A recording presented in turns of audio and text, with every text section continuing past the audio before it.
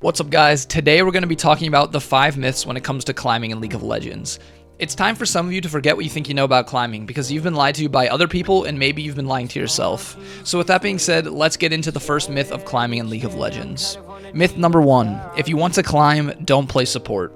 I hate when I hear this from players because it just simply isn't true. Now don't get me wrong, I hate support and I don't understand why out of all 5 roles anyone would want to main support. I personally think it's a boring role, but that doesn't mean it's a bad role. Just because you aren't the one dishing out the damage doesn't mean you can't carry a game. In my opinion, and this is through a lot of experience, unless if you're smurfing, the best way to carry a game is by allowing your teammates to carry you. Support is the perfect role for that. You literally dedicate yourself to helping your teammates gain an advantage against the opponent. Now I totally understand the complaint with supporting. No matter how many plays you set up, no matter how well you peel, it can feel like your team does nothing with it, and you get that feeling of helplessness. Because you can't 2v1, you can't split push, and win the game, you're forced to rely on your team to be competent in order to carry out this role. But the truth is, all you need to climb is to perform consistently better than your counterpart on the other team. The key word is consistently. There's going to be games where you play your ass off and you lose. There's going to be a lot of those games actually, but over a long period of time, over many games, consistently outperforming your opponents will result in gaining elo. The reason why this stigma exists is because when you fail to carry a game as support, it feels a lot more helpless than when you fail to carry at any other role. That's why this stigma exists. However, I do think it's important to find the role that you perform the best at. If that's not support, then I don't recommend playing support. But if that is support, then don't get discouraged because of the stigma that support is the worst role to climb.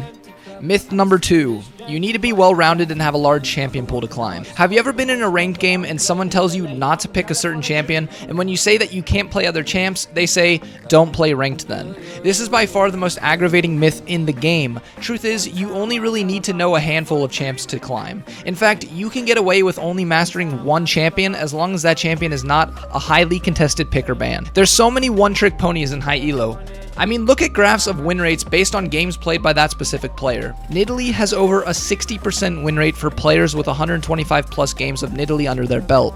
Alawi has over a 68% win rate with over 125 games played. And Kalista, a champion who's extremely weak right now, still has a 56% win rate for players who have over 125 games played on her. When you can master a champion, it can make a non-meta champion meta.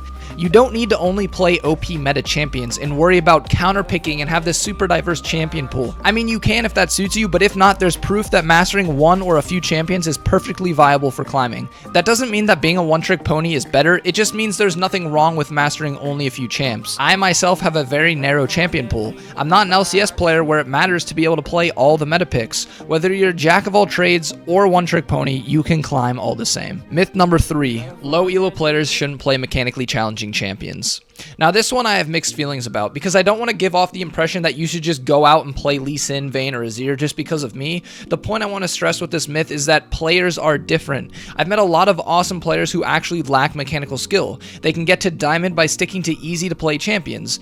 There's nothing wrong with this, and if mechanics is not your strong suit, then I think you should stick to these easy champs. However, some of you aren't stuck in low elo because of mechanics. I myself am a perfect example of this. I was stuck in silver for almost an entire year, but looking back at it, it wasn't because I had shit mechanics, it's because I had terrible macro play. Players are different across all elos. I know how it feels to be told not to play a champion because you're in silver elo or gold elo or whatever, but this is a myth. There's plenty of players with strong mechanics in lower elo that have no problem performing with these mechanically intensive champions. The point I'm trying to get across is that it just depends on the player. It's your responsibility to know what your strengths and weaknesses are as a league player, but don't let toxic players influence you to play Malphite when you're a Riven main. Whether you're bronze, silver, or diamond, you know yourself better than any random solo queue player, so it's your job to pick what you're good at. Myth number 4, you need to be able to play tons of games to climb. False. The only advantage playing tons of games gives you is the ability to improve at your mistakes. I personally only play on average like 5 to 7 ranked games a week, if that. If you're one of those players who think you deserve to be in higher elo, then you shouldn't need to play tons of games. There's some obvious advantages to playing more games, but getting to your rightful elo is not one of them. In fact, I find it easier to climb when I play in moderation rather than playing constantly. However, if you have admitted that you're in the elo you belong, strong, but you want to improve and become a higher elo player, then yes, those who play this game constantly will have an advantage over you because they are going to get better at the game since they're playing more. I just think it's silly when I see excuses like, I could get to Diamond easily, but I just don't have the time to play because I actually have a life. I was able to climb from Bronze 5, the depths of hell, to Diamond 5 in 250 games. That's less than 5 games a week for one season, and not even 1 game a day for one season. I'm not trying to be braggadocious, there's really nothing impressive about a Diamond player being able to go from Bronze 5 to Diamond in 250 games. That's about what I would expect it to take. The point is, climbing doesn't take as big of an investment as some people seem to think it does. Myth number 5. You get better teams the higher elo you get. This one is probably the most widely believed myth in the game, and let me be clear, it's not that players don't get better the higher elo you get, it's the concept of having a good team that doesn't improve at all whatsoever. League of Legends skill is all relative to the elo that you're at. If you think feeding and trolling and AFKing or just flat out sucking is exclusive to bronze and silver elo players, then you're in for a very unpleasant surprise when you get to higher elo.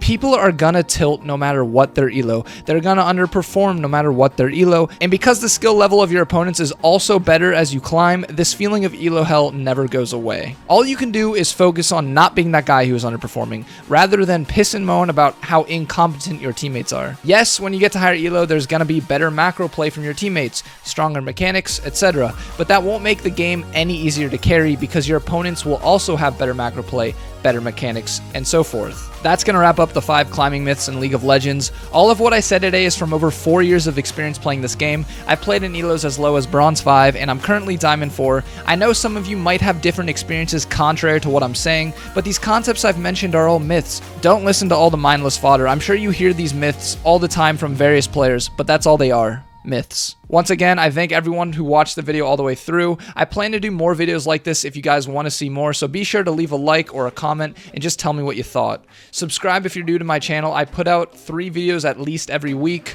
but as always, till next time.